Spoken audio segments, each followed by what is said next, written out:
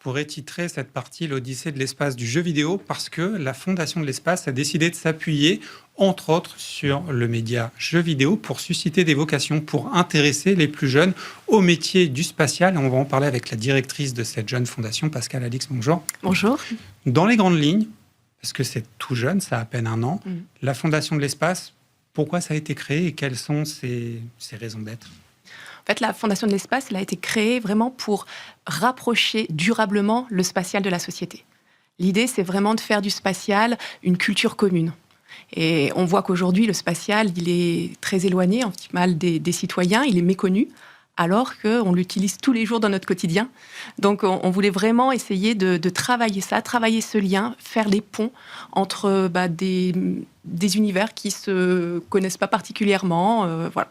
Quand vous dites spatial, vous ne pensez pas tellement à notre représentation de l'univers, parce que là, pour le coup, c'est bien ancré, mais plutôt l'industrie spatiale aéronautique qu'on utilise au quotidien. Je pense peut-être aux satellites, à ce qui nous permet de communiquer mondialement. C'est ça, l'idée, c'est de présenter un peu tous ces métiers dont là, pour le coup, on n'a peut-être pas forcément conscience. Oui, tous ces métiers, et même plus que les métiers, c'est aussi vraiment l'objectif aujourd'hui et les usages du spatial au quotidien.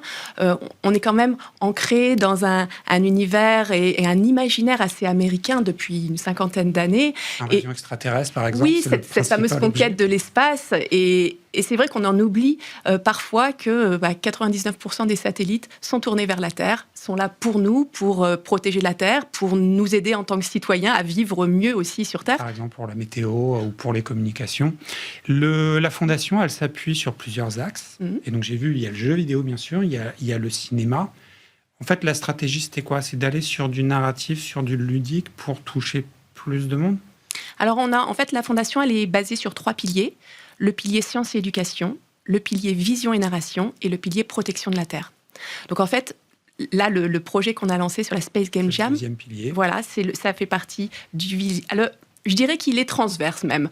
On l'a d'abord, je dirais, axé sur la protection de la Terre, puisque l'objectif de la Space Game Jam, c'était de travailler des narratifs sur cette thématique Objectif Terre.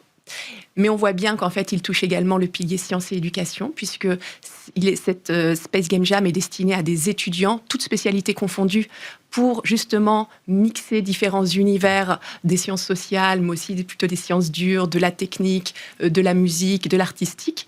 Et en même temps, ce 3e pilier aussi, vision et narration, qui est travaillé sur des nouveaux imaginaires et des récits de la culture pour essayer de toucher et de rendre plus accessible le spatial aujourd'hui. Quand on parle de Game Jam, ça veut dire la création d'un jeu dans un temps très restreint.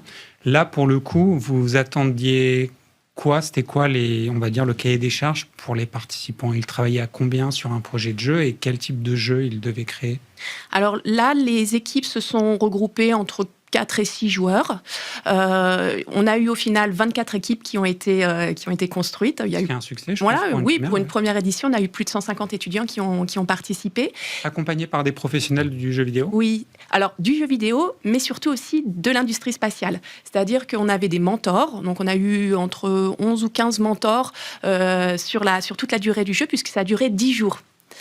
Et pendant 10 jours, les jeunes ont travaillé pour créer des prototypes de jeux, parce qu'en 10 jours, le jeu n'est pas finalisé. Le jeu n'est pas finalisé.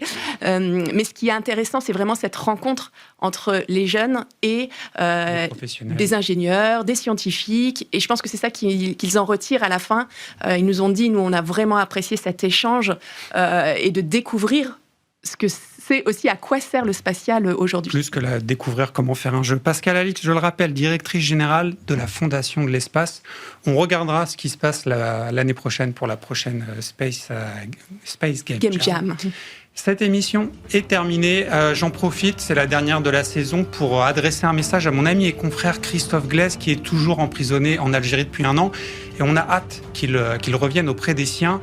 Pour cette dernière émission, je tiens à remercier aussi tous ceux qui m'ont accompagné. Sybille Aoudjan, Léa Renouvel, qui était à la régie pour l'édition. Paul, aujourd'hui, au son. Charles, à la réalisation.